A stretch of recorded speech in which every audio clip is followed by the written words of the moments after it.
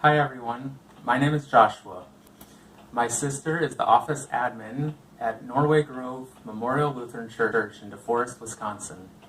Today I am going to read to you The Christmas Eve Tree by Delia Huddy and illustrated by Emily Sutton. The Christmas Eve Tree.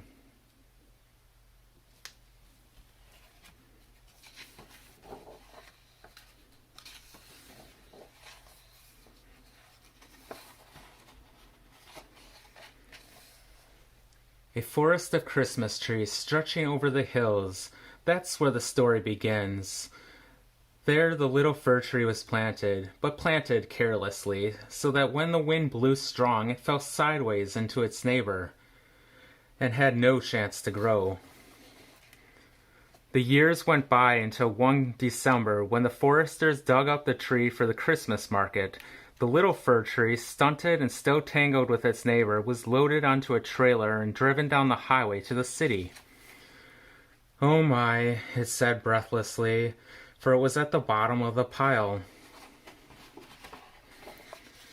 The tallest trees were unroped and taken away, one to stand proudly in a cathedral, another in the middle of a large square, and a third to decorate the stage at a grand Christmas ball. But most of the trees were bought by ordinary folks, for houses where there were children who covered them with stars and red tinsel, chocolate mice, and small secret packages. The little fir tree and his companion were taken to a large store, where late on Christmas Eve they were the only trees still unsold. A shopper hurried in to make a last-minute purchase. "You won't want that scraggly thing, miss," said the store clerk as he pulled the little fir tree from the branches of the bigger tree and tossed it aside. The customer smiled and went off, pleased with her find. But the little fir tree worried about what its fate might be. There was a boy in the shop, drawn in from the cold outside by the warmth and the lights and the wonderful spicy smell of Christmas. He said, "You throwing that away? Could I have it?" The clerk looked at the little fir tree, hardly what you'd call a tree at all. He shrugged and handed it over. After all, it was Christmas Eve, and the store would be closing soon. The boy went outside into the cheerless evening. He held the little fir tree carefully in front of him so that none of the few crooked branches would get snapped off by shoppers on the sidewalk. He set off on the long walk to the river. On his way, he found a cardboard box and a trash can and brought it along too.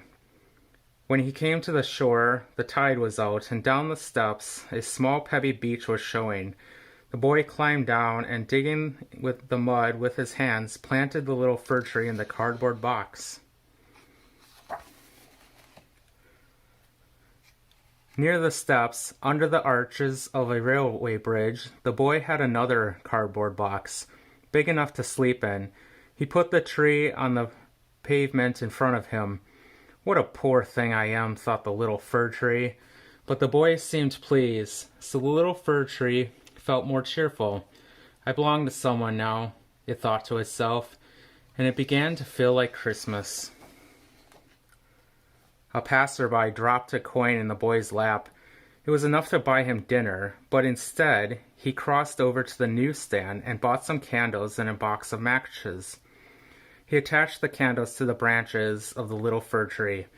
Now other people were returning to claim their cardboard boxes for the night. They gathered around the boy and the little fir tree. An old street performer with an accordion sat down, and soon the notes of a Christmas song blended with the heavy rumble of the trains overhead. Everyone started to sing. More people gathered, homebound travelers, theater-goers, sightseers. A policeman tried to move them on, but they stood where they were, singing, and the traffic was brought to a halt. The candles burned steadily, and the old man played, and still the people sang. The little fir tree felt it would burst with happiness, because clearly the boy had forgotten that tonight he would be sleeping in a cardboard box under the railway arch, and that tomorrow he would eat not turkey but soup in a soup kitchen, if he was lucky. The magic of Christmas Eve was everywhere.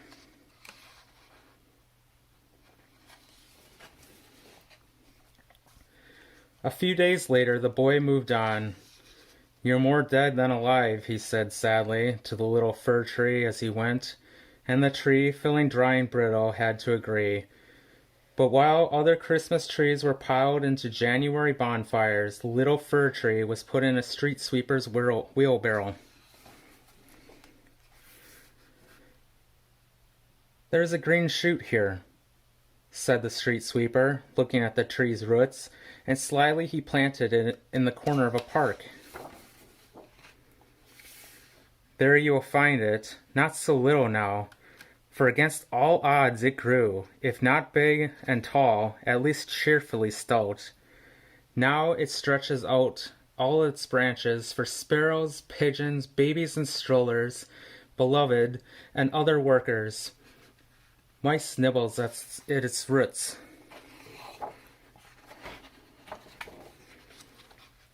And as the winter days shorten, the fir tree dreams of the poor beginnings in the hills, of the magical Christmas Eve, and of the sunny days in the park.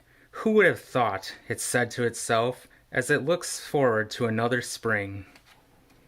The end.